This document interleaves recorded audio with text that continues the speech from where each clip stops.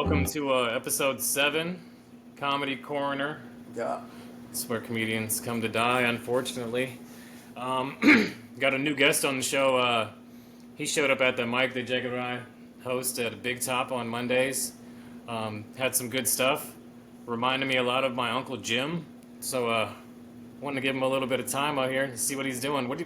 So Ryan Ferguson, tell us about yourself. What you got going on, man? The Big Top open mic was my first open mic. I signed up for the McCurdy's boot camp, which was yesterday and today, and then next Saturday. And I was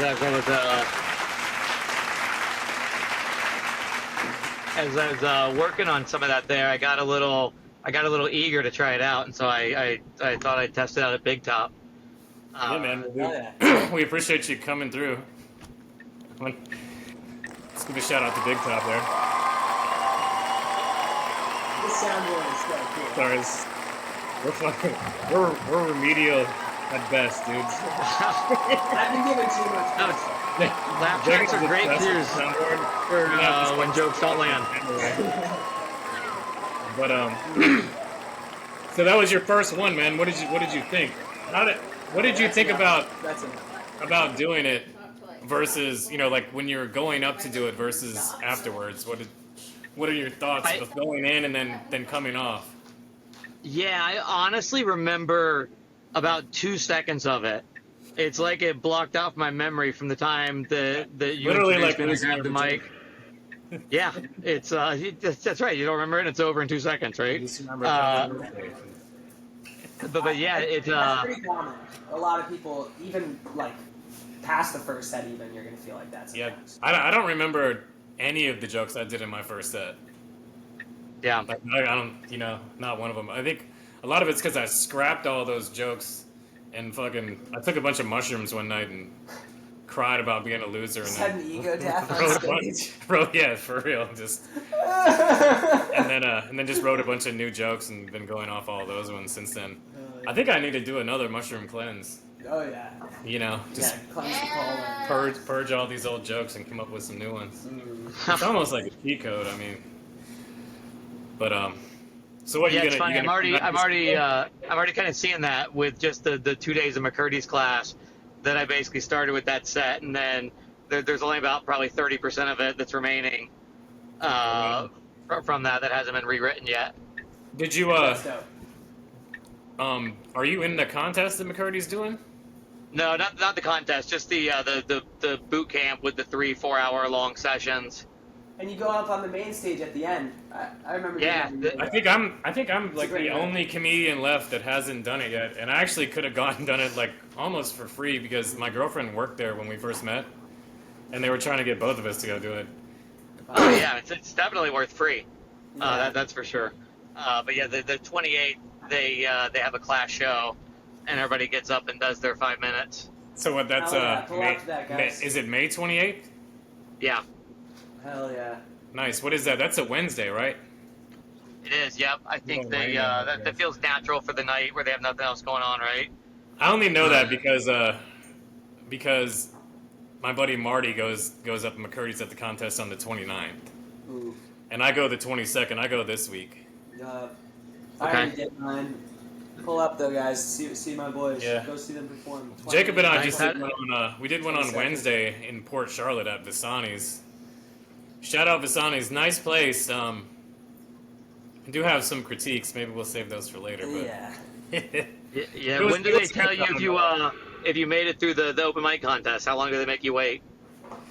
Yeah, it was a long night. I mean, and then it was weird because when they tallied the votes, the host just bombed for 20 minutes while they were counting the votes. I'm like, there's got to have been something better to plan to do here. Like, so they tell you that night. So you're up against people from that night, right? And then you either make it or go on. I didn't know they were doing different legs of the competition like they do at McCurdy's. I thought that was just like it was a one night.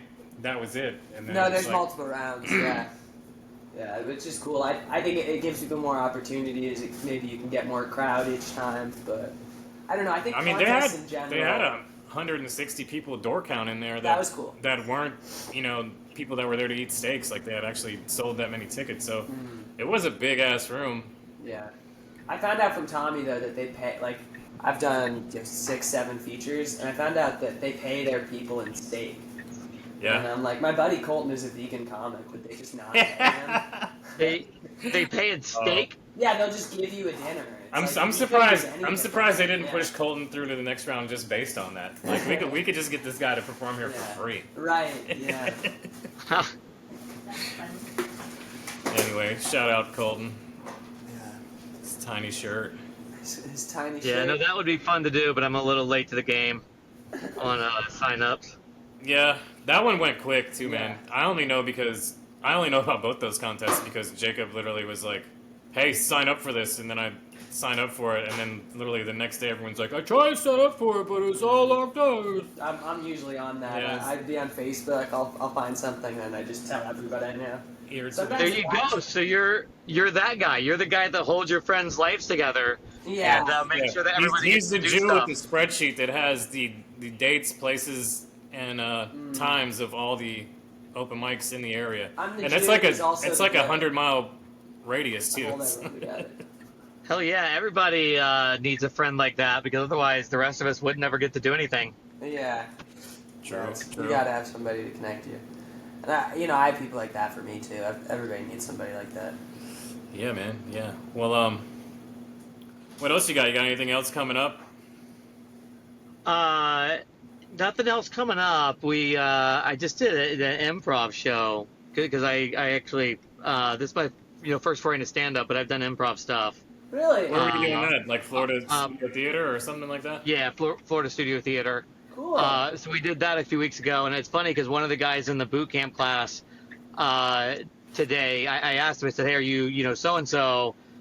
Because I met these people last night that know you at the theater. Somehow this came up in conversation. They were like, "Oh, I got this friend in there," and he's like, "Oh man," he's like, "That's too funny because I've been looking at you, all yesterday, wondering where I knew you from, and it's because I saw you in a show there at the theater a few weeks ago and couldn't place it." So it's kind of a nice moment of serendipity. Yeah, that's pretty cool. Yeah, you'll see that happen a lot in comedy. Where they, wait, I do know you, and then, but a year or two in, like me and Levi, then you'll just know everybody in the room, and that's a cool feeling when people come over to you. And the network in comedy is pretty fire. Like everybody knows everybody. Was it you that was telling me that they're trying to put a comedy night together at FST? Somebody no, like a stand-up night. Brandon. It was Brandon. Okay. It was. You guys Brandon. look similar. I see why. I could see that fit again with what they do in the comedy, but I haven't heard anything of that. Yeah. Right on. We should approach them if he is. That's I mean, good spot. For sure, anywhere down there. And then Artivation we got another one stuff like that too. On Saturdays, that's going to be starting up pretty soon, hopefully. So I'll keep you posted on that one. That's local Sarasota, so. Yeah, they definitely do. But I'm just trying to get the, get my feet under me with the difference of stand-up and improv because they're definitely two different disciplines. Well, there's overlap though. Like I did improv for 3 years, and then I moved down here, and now I've been doing stand-up for the last 2.5. And improv helps with a couple things that are key to comedy. Like you can have good learn crowd work somewhere else, but I think improv is probably the best place to learn crowd work. Also, knowing when you have a funny bit, seeing that in the audience, and then knowing when to add more. That's so much just yes and. So there's a lot of things that are sort of and probably knowing when to kill one too. Yeah. You know what I mean? Yeah. Know when to kill one and not going well and just to cut it. Yeah. Yeah. That's the one advantage improv has is that, if it needs to be killed but you don't see it, someone else can kill it or come in and save you. Yeah. And with stand up you are up there to bomb all the way on your own. If it's not working. You're gonna have to eat yourself if you want to survive. Nobody's coming to save you. Yeah, true, man. Yeah, so I'm still, working on a lot of that stuff. I find that I feel like in real life I'm an okay guy and I'm pretty exciting. And I find myself working through the why do I get boring sometimes when I get on stage, and everything just goes flat, and some of that stuff. So I trying to work on a lot of that stuff before I get out there too much. Yeah, totally. All right. Well, since you got an improv background, you mind if I play a video and see what your reaction is to it? Let's do it. All right. Let's see what we got here. We'll go. What have we dredged up? We'll go. We'll go right here. Jamie, what have you got for us this time?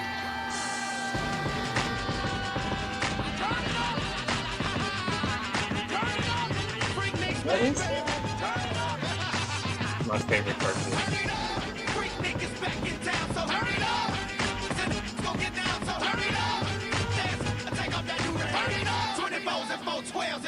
What is the water It's about the return of Freaknik. So they canceled Freaknik in the summer of 1996 when they had the Olympics in Atlanta. Oh, you told me about Freaknik. So Freaknik was basically just like a party in the street of Atlanta, and they tried to find an excuse to shut it down for years, and then finally they got the Olympics, and we're like, all right, we're shutting it down. But I got the chance to attend a couple of Freakniks. I was like 14 and 15 when I went. It's mind opening. I'll tell you that. It's probably why I was like, I'm gonna be a rapper, dude. You know. For a long time, I spent like 20 years working at a recording studio at night and fucking making music, making beats, rapping, like thought I was gonna make it, and then had a son, was like, no one wants to listen to a rapper that actually takes care of his kids. So I was like, all right, I'm gonna stop. And then I was in a freak accident, like helping this dude trim a tree, and he dropped this log on my head from like 50 feet in the air. Oof. 2 days later, I was writing jokes. Wow. So. Yeah, the middle-aged father with kids is a rapper is a smaller market for sure. Yeah. Oh yeah. No, actually, I went to college with like Bubba Sparks, so we used to hang out. Shout out Andy Mathis, bro. And so he would, you know what I mean? He'd get gassed up. You're like, well, if this fucking redneck dude can make it, and he was nice though. Anyway, but you got anything else before we end this thing? What's your social media? Shout that out. Yeah. I gotta be honest. I don't even know. That's one of the things on my list that I should use social media better. But I don't even. I have a total of 0 Instagram posts. Oh, all right. shit. Well, I got homework for you then. Make yourself an Instagram. Make yourself a TikTok. And then where can we find you on Facebook? Just Ryan Henderson. Hell yeah. I'm sure there's only 3 million of those. I let you go with Ryan Ferguson because I've been called worse. Oh, my bad. I wonder if I might have saved. I think I know. I just fucked it up. I think I called you Ferguson. Didn't I ask you if your last name was Ferguson when you showed up? So. Like, no, it's close. It's Henderson. Yeah. Like I said, I've been called worse. So. Cool. I mean, I could have just called you Fergie, which I don't know if you guys if you still are singing the national anthem. That's actually maybe that can be a stage name anyway. Ryan Ferguson. Maybe it's better anyway. Could be. Right on, man. Only one way to find out. Hey, look, I appreciate you coming on, dude. Hopefully we see you on Monday, dude. Let's do it. Sounds good. Thanks, guys. I appreciate you. Man. Good to see you. See ya. Have a good one. Powered by Riverside FM. Right. Now the real show. Lindsay, you ready?